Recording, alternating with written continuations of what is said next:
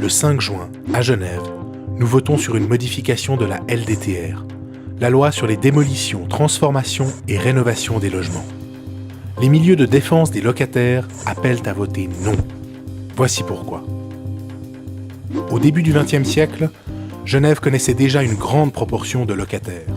L'essentiel des immeubles était alors destiné à la location. Dans les années 60, l'introduction du droit de la propriété par étage a permis aux propriétaires de vendre leurs immeubles appartement par appartement.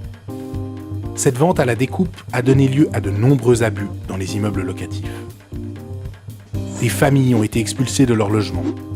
Des immeubles ont été vidés de leurs habitants pour accroître les profits des propriétaires. C'est ce que l'on appelle les congés-ventes.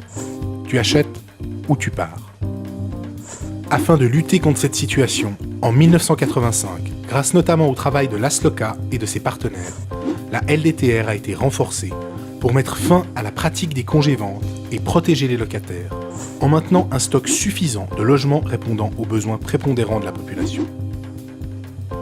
Aujourd'hui, à Genève, la moitié des nouveaux logements construits sont destinés à la vente. Les locataires qui en ont les moyens ont donc déjà accès à la propriété. La protection qu'offre la LDTR ne concerne qu'une petite partie des immeubles à Genève. Malgré cela, les milieux immobiliers n'en ont jamais assez et revendiquent de pouvoir aussi faire commerce des appartements protégés par la LDTR pour accroître encore leurs profits.